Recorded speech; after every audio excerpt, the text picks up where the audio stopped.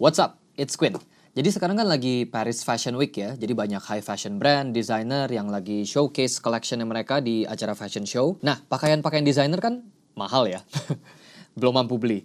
Jadi semoga kedepannya mampu beli. Jadi aku pikir aku mau mencoba mereview untuk coba mengambil poin-poin atau feature-feature dari koleksi tersebut untuk kita bisa terapin ke outfit kita dengan pakaian yang udah kita punya di wardrobe kita. Untuk sementara aku sebut segmen ini Quinn Meme. Quinn mencoba mereview. Asik. Jadi kalian bisa request, Bang, mau request Quinn Meme fashion show dari brand A, brand B, designer A, B, C, dari koleksi mereka yang spring summer tahun berapa, fall winter tahun berapa, silakan komen. Dan di episode ini aku bakal mencoba untuk mereview show-nya Dior Men, koleksi fall winter 2022. Dan sebelum mulai aku mau disclaimer dulu, jadi kalau kita ngomongin sebuah fashion show, ya memang secara general itu mempertunjukkan koleksi dari pakaian mereka. Tapi sebetulnya jauh lebih banyak artinya daripada itu. Fashion show itu seperti sebuah pertunjukan seni sebetulnya. Ada arti, ada makna yang terkandung dari sebuah fashion show, ada referensi yang banyak sekali, atau bahkan ada historical value-nya juga. Kayak mungkin koleksi ini ngambil siluetnya dari tahun sekian, ngambil color palette atau motif-motifnya mungkin dari culture sebuah negara. Jadi aku perlu disclaimer dulu kalau segmen Quinn Meme itu bukan ngebahas ke arah situ. Kalaupun aku ada bahas, mungkin aku cuma comot-comot dikit, tapi fokusnya bukan di situ. Aku bakal lebih fokus ke pakaian-pakaiannya itu sendiri. Kalau kalian tertarik sama breakdown dari sebuah fashion show, maknanya ini, artinya ini, referensinya ini, mungkin kalian bisa tonton satu channel ini, namanya Bliss Foster.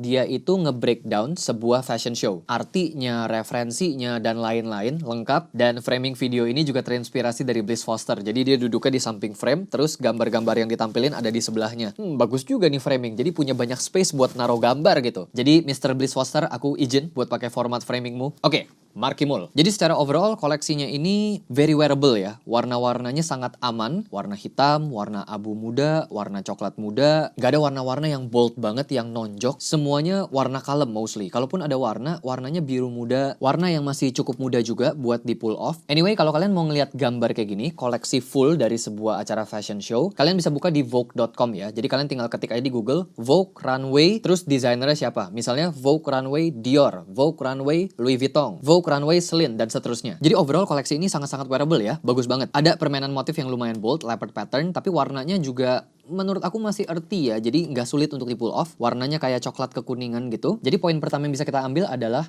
warnanya, color palette. Buat teman-teman yang lagi mau membangun wardrobe kalian, sebaiknya kita mulai dari warna-warna yang essentials, yang basic, yang kita bisa pakai terus-terusan, dan juga timeless. Jadi walaupun kita pakai berkali-kali, tapi nggak kelihatan pakainya itu lagi. Jadi menurut aku koleksi ini bisa banget kita ambil referensi color palette-nya. Kalau kalian lagi mau belanja outfit, kalian bisa mulai buat beli item-item yang warnanya seperti di koleksi ini. Terus poin yang berikutnya, ini mix and match yang lumayan menarik, yaitu perpaduan antara yang rapih banget sama yang santai. Karena koleksi ini kan banyak tailoring, ada jas, ada coat, dan kalau kita ngomong tailoring seperti jas, itu udah pakaian terapi. Kayak mau pergi ke acara yang butuh pakaian formal, ya udah pasti jawabannya jas. Jadi kalau ada meterannya, dari santai ke formal, tailoring, jas, coat, itu udah mentok, ada di paling atas, paling formal, paling rapi. Nah, menariknya, di koleksi ini, sesuatu yang sangat rapi, mentok rapihnya, di-pair sama bawahan yang santai banget, yaitu jogger sweatpants. Kalau kita ngomong sweatpants, memang bisa dikategoriin ke dua paling enggak ya. Bisa ke sporty, tapi bisa juga ke loungewear, pakaian rumah. Dan kebalikan dari tailoring, kalau tailoring itu rapih banget buat occasion yang formal, pakaian rumah ya pakaian yang paling santai. Jadi koleksi ini sangat kontras dalam hal tersebut. Atasannya rapih mentok, tapi bawahannya santai mentok. Walaupun memang sweatpants jogger ini dibikin seperti celana tailor, karena biasa kalau celana rapi kan kita gosok biar di bagian depannya itu ada lipetannya gitu. Nah, celana sweatpants di koleksi ini tuh dibikin seperti itu. Jadi di bagian depannya kayaknya ya, ini kelihatan seperti ada jahitan lurusnya. Jadi terlihat seperti celana rapih yang di bagian depannya tuh digosok gitu. Tapi walaupun ada garisnya, bahannya tetap pakai bahan sweatpants ya, terutama yang warnanya abu-abu. Ini kelihatan banget kalau bahannya tuh ya bahan sweatpants jogger. Plus di bagian leg openingnya juga ada cuffnya. Jadi bentuknya sangat-sangat sweatpants jogger. Nggak kelihatan kayak tailored pants gitu. Bahkan di support lagi pakai footwearnya yang juga santai, yaitu pakai clogs. Ini clogsnya kolaborasi antara Dior sama Birkenstock ya, item yang lumayan naik belakangan, terutama pas lagi pandemi karena nyaman, dipakai di rumah cocok, dibawa keluar, di dress up juga cocok, mix and match gampang dan juga nyaman banget karena tinggal diselop kakinya. Jadi ini poin yang menarik buat kita mix and match, penggabungan antara tailoring sama athleisure sama loungewear-ish gitu. Ini agak mirip sama di video sebelumnya aku pernah ngebahas soal pakai sweatpants jogger sama loafer. Kalau dilihat sekilas kayak kurang nyambung karena harusnya sweatpants ya sama sneakers gitu. Tapi ya jadinya bagus-bagus aja.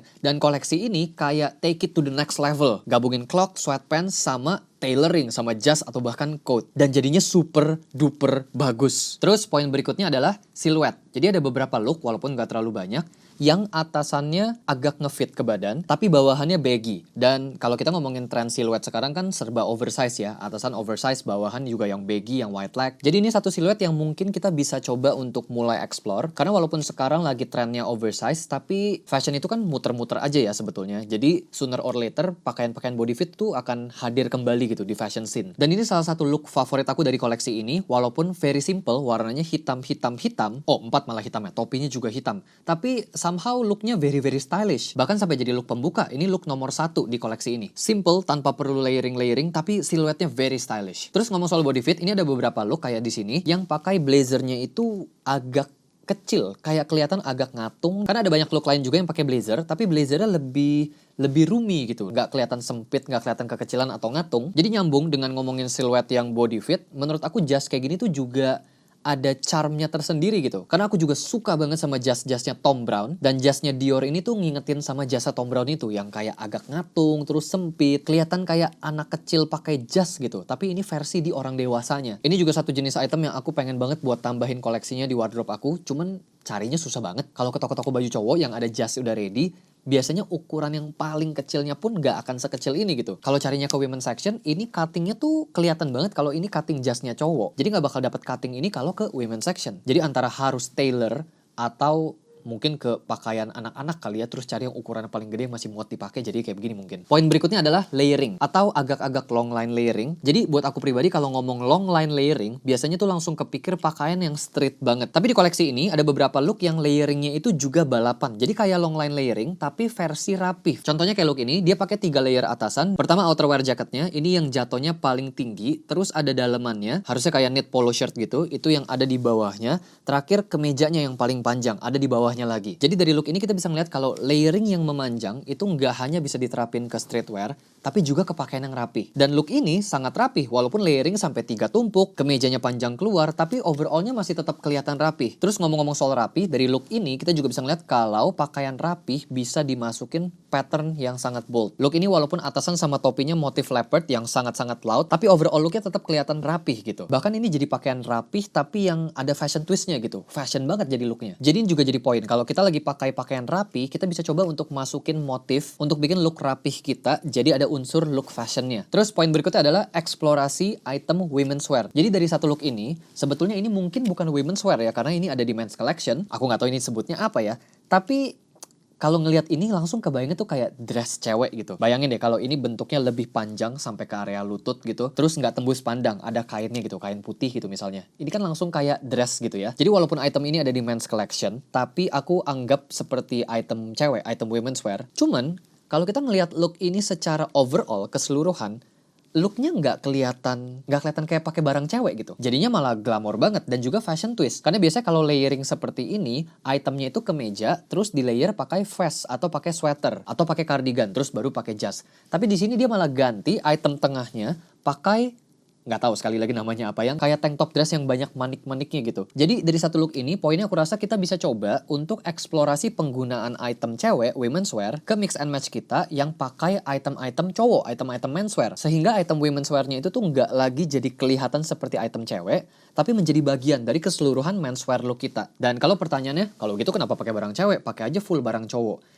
Ya bener juga sih, bisa juga. Tapi kalau kita ngomong eksplorasi fashion, memang barang-barang di women's wear, women's section, itu jauh lebih bervariasi, lebih banyak macam dan jenisnya dibanding pakaian yang ada di menswear. Baik dari segi cutting, segi warna, motif, atau bahkan segi bahan kayak gini. Kalau kita cari barang-barang di pakaian cowok, kecuali kalau kita belinya barang desainer kayak Dior nih, men's section ada aja nih barang kayak begini. Tapi kalau kita belanjanya di retail fashion yang ada di mall-mall, nggak ada ya barang kayak begini di men's section. Tapi beda cerita kalau kita ngeliatnya di women's section. Tanpa perlu harus beli barang designer, di retail fashion cewek ada banget barang-barang kayak gini kita bisa temuin. Jadinya kalau kita bisa incorporate item women's wear ke dalam mix and match kita, look yang kita bisa hasilkan tuh bakal luas banget. Karena sekali lagi item di women's section biasanya jauh lebih bervariasi. Dan poin yang terakhir adalah untuk jadiin boxer daleman sebagai bagian dari mix and match kita. Walaupun aku nggak tahu sih sebenarnya ini boxer atau bukan, tapi kalau kelihatannya seperti boxer. Motifnya pun kelihatan kayak boxer daleman ya, yang garis-garis gitu. Terus ada tagnya Christian Dior. Kita asumsi aja ini bener boxer. Kalaupun bukan boxer, looknya seperti boxer banget. Posisi juga di pinggang soalnya, jadi harusnya bener ini boxer. Nah, sebetulnya ini bukan hal baru buat aku, karena aku pernah ngeliat looknya Song Minho. Dia tuh juga sering pakai boxer yang kelihatan, boxernya Supreme. Bahkan pakaian dia, atasannya itu tuh di tuck in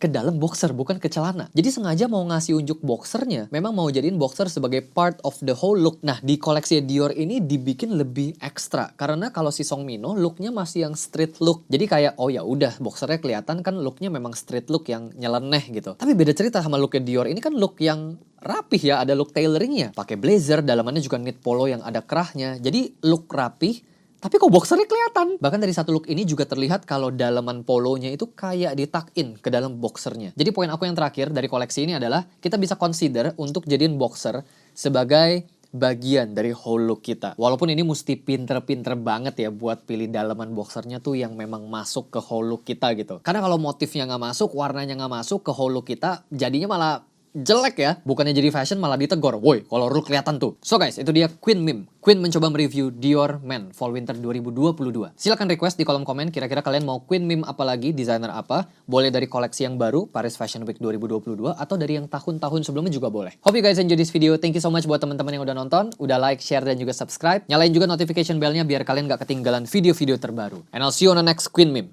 Peace out.